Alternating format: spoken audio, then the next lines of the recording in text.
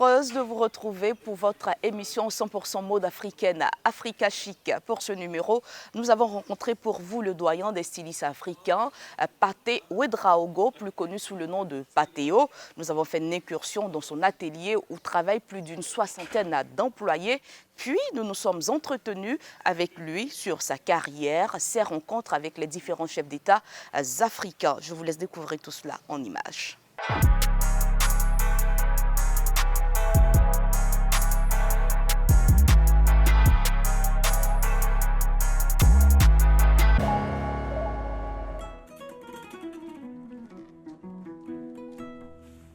Trècheville, avenue 19, rue 22 Barré, c'est dans ce quartier populeux de la capitale ivoirienne que se trouve l'un des plus grands ateliers de couture de la Côte d'Ivoire.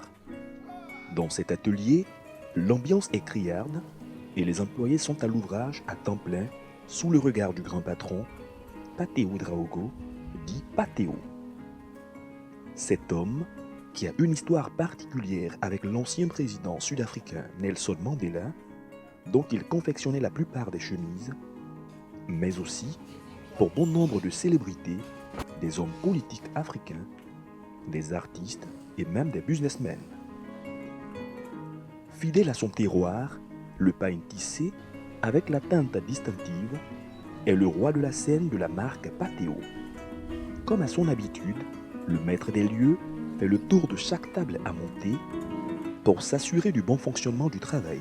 Aujourd'hui, l'atelier semble vide, mais le chef africain du sur-mesure et du prêt-à-porter a sous son aile un bon nombre de travailleurs.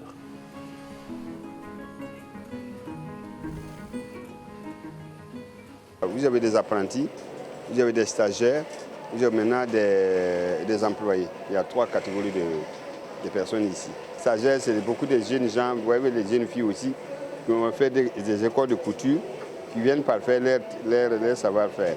Ensuite aussi les apprentis, et ils commencent vraiment au bas de l'échelle. Installé à Abidjan depuis plus de 30 ans, c'est à l'aube des années 1970, à l'âge de 14 ans, que Pathéo quitte son Burkina Faso natal pour la Côte d'Ivoire. Arrivé dans le milieu de la mode par nécessité, plutôt que par passion, avec des débuts difficiles, Pathéo a réussi à conquérir le cœur de Modibo Diarra, Koufi Olomide ou encore Paul Kagame, fiers de porter haut les couleurs du Made in Africa. Mais pour en arriver à un tel stade, il lui a fallu toute une organisation minutieuse mise sur place. Un volet qu'il a confié à Ouedraogo Léon, qui est le chef de son atelier. Pour une journée de travail, on s'organise depuis la veille. Le matin, quand on arrive, chacun se met à la tâche et à la fin de la journée, on produit entre 150 et 200 chemises. Celui qui entend habiller les Africains d'abord, plutôt que courir les défilés, est propriétaire de nombreuses boutiques, dont 8 en Côte d'Ivoire. Premier styliste à habiller les candidates du premier concours de beauté Miss Côte d'Ivoire, sa signature, la création de la matière aux produits finis. Plus qu'un simple vêtement marqueté d'un procédé des teinturières du quartier, la marque Pathéo est aujourd'hui réputée à l'international pour sa qualité et son originalité africaine.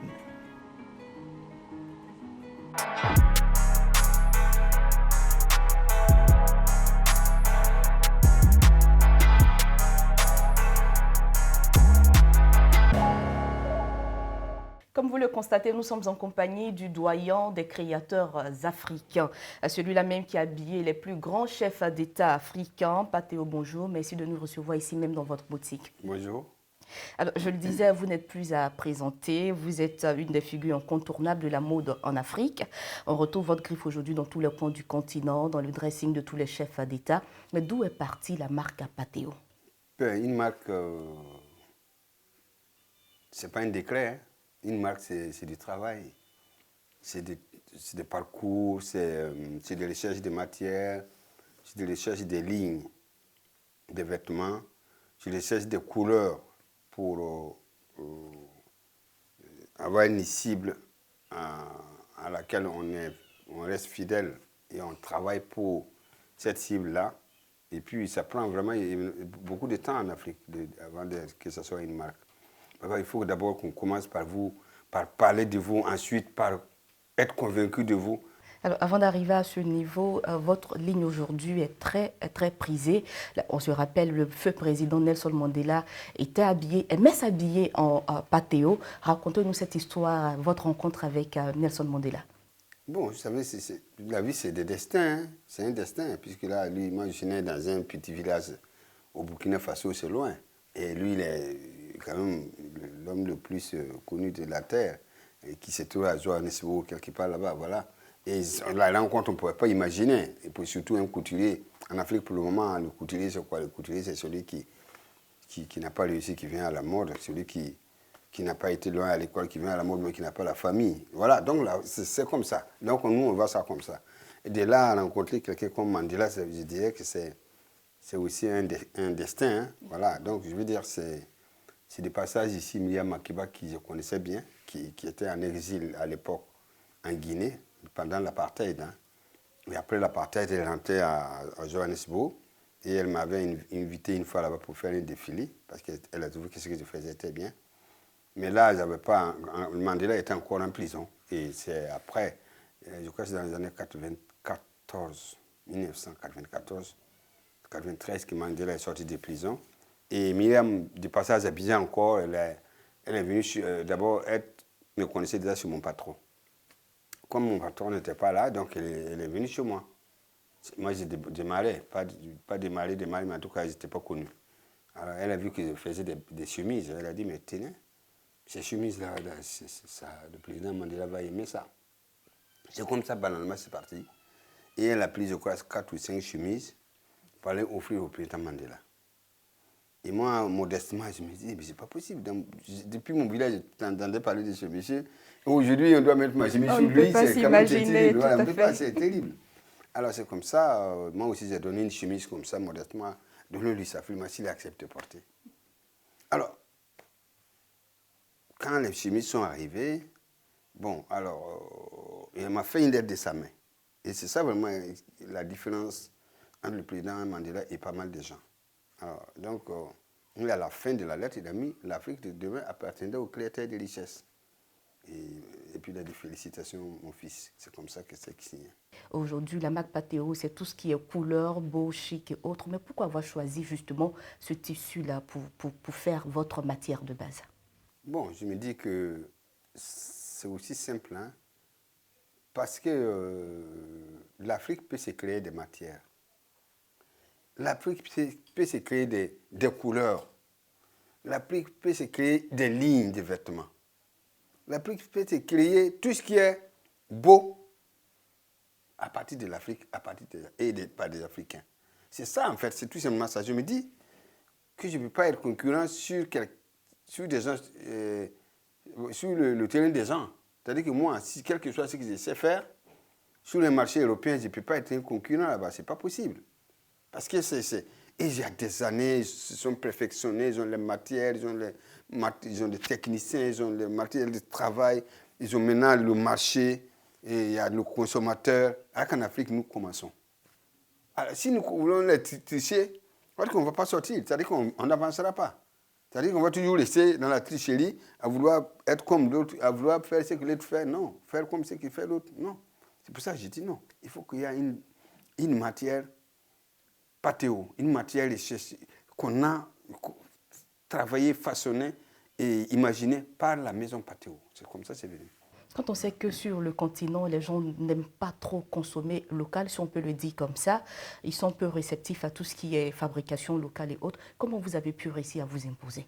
En Afrique, travailler, ce qui n'est pas, qui ne vient pas ailleurs, c'est comme si on prenait un risque. Alors pour moi, ce n'est pas un risque, c'est tout à fait logique que je fasse mes richesses en Afrique, que je fasse porter les Africains à partir de ce qui est fait en Afrique, à partir de ce qui est produit par les Africains, à partir des possibilités qu'on a en Afrique. Voilà. Donc pour moi, il n'y a même pas... la question ne se pose même pas. Ils sont obligés, de toute façon, quoi qu'on dise, ils finiront par être africains. Même si pour le moment, les gens pensent qu'ils ne sont pas africains à 100%, Il faut revenir à 100% africain. Ça, au moins, c'est sûr. Parce que tout le démontre.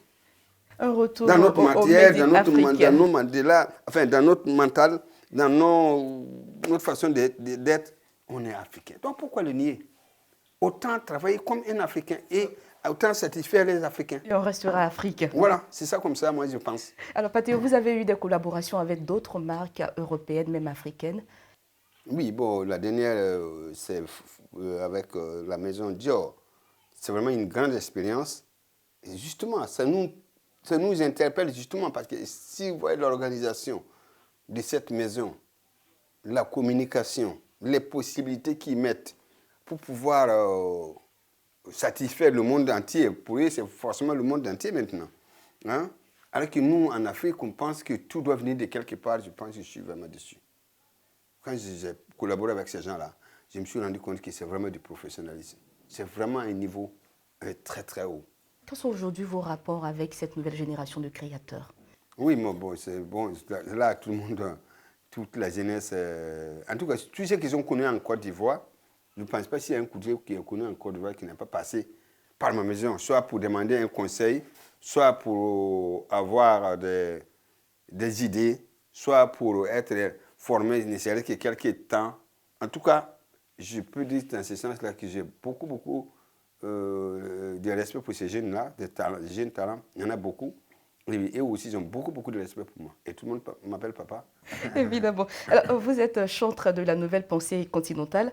Quelle est votre opinion sur la mode africaine de manière générale? Bon, pour le moment, on est en train de taper de gauche à droite. On cherche une voie. Il faut le dire, hein, il faut être moi. Même si tous ceux qui émergent, ils sont en train de vouloir copier ceux qui viennent de l'autre côté et de vouloir s'africaniser. Et ou bien les Africains aussi sont en train d'hésiter. Autant je m'intègre ou bien je reste encore à regarder les autres. Mais je pense que la mode, la nouvelle génération, c'est un avenir. Parce qu'il y a des talents. Et l'espace est ouvert aussi. Le marché, ils ont beaucoup de chance parce qu'aujourd'hui, il y a des réseaux sociaux. Tout de suite, tout ce que vous faites tout de suite, c'est vu à New York, c'est vu partout. Alors qu'à l'époque, ce n'était pas ça. Donc, je pense qu'ils ont énormément de possibilités. Et je pense aussi que nous avons besoin aussi quand même de coups de main quand même, ou bien en tout cas, on va dire, l'encouragement de nos États, de nos responsables politiques aussi. Pathéo, merci beaucoup de nous avoir accordé cet entretien. Merci. Ce fut un plaisir pour nous d'être en votre compagnie pour ce numéro d'Africa Chic. Merci beaucoup. C'est vraiment partagé. Merci beaucoup. Merci à tous. Merci.